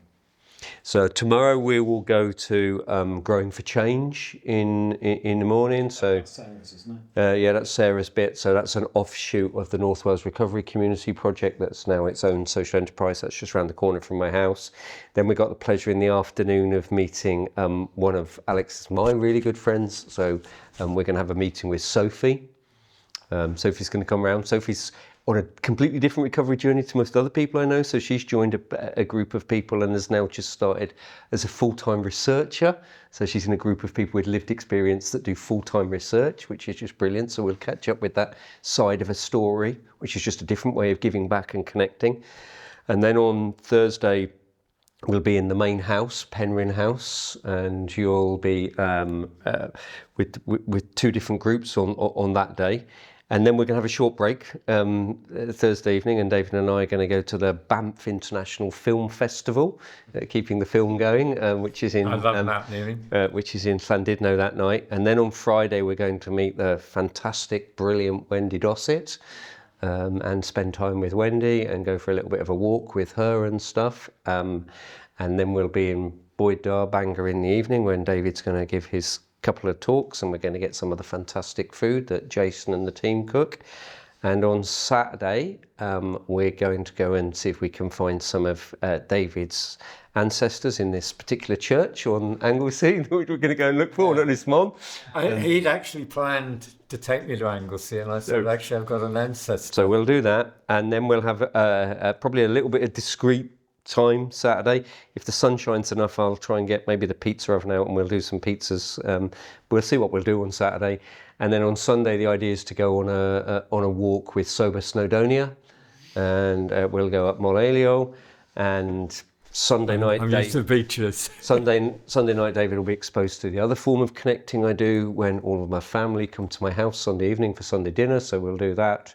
And then on Monday, we're going to do a bit of a focus group with the people in Penryn and get them to do the opposite of what's going on here.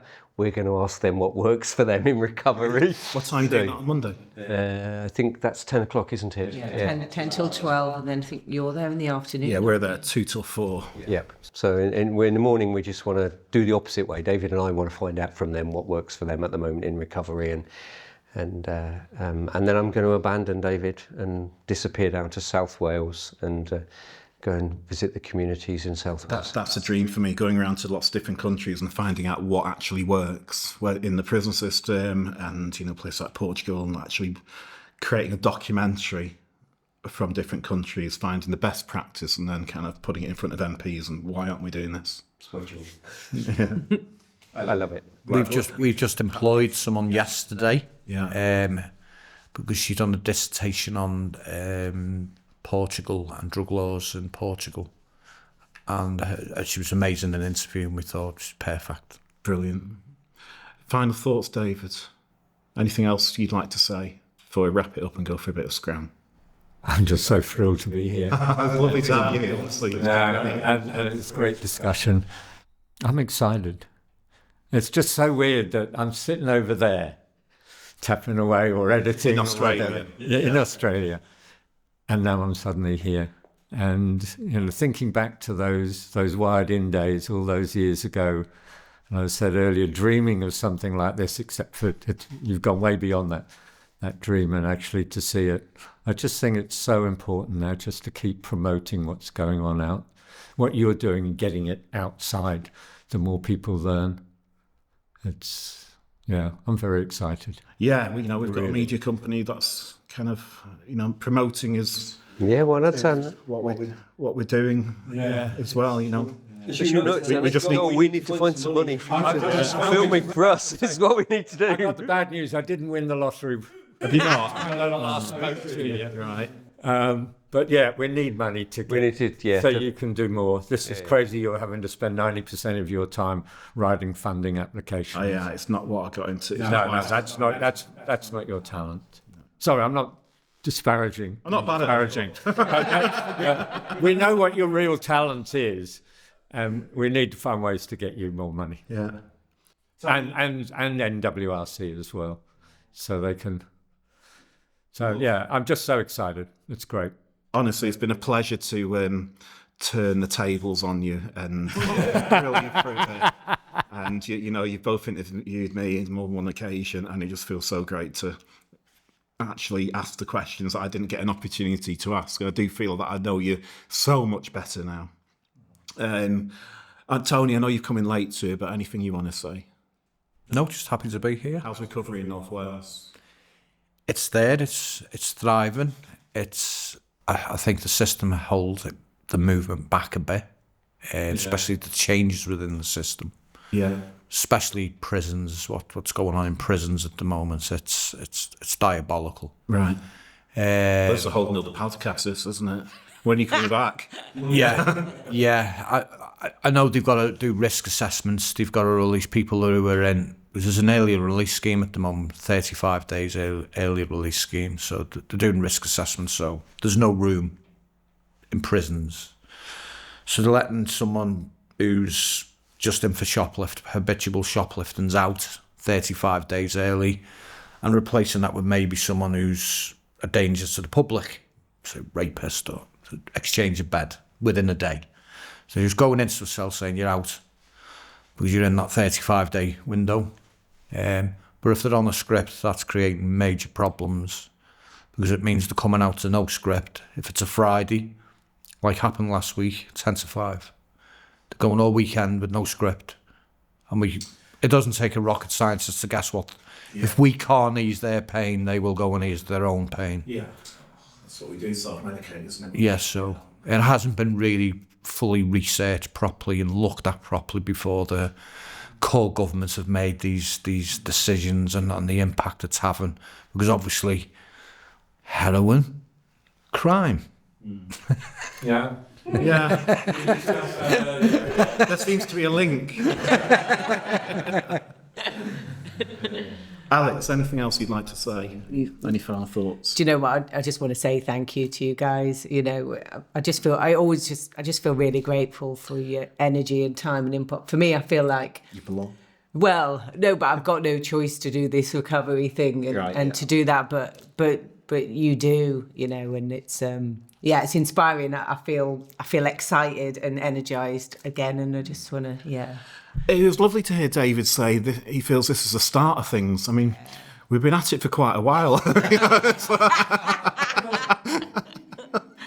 But you feel we're on the cusp of something like this. Yeah, I really do. Yeah. I mean, it's not easy. I know that, and I know the system. Well, we'd love plenty more Eternals kind of hubs kicking up around the UK, and I know North Wales would benefit from more North Wales recovery communities as well, up this end especially. Mm. Yeah, the model is fantastic, and the people who run it are passionate and they care. Right, we're going to wrap it up. Thank you so much, everybody, for being a part of this, and thank you for tuning into Eternal Media's Recovery Hub.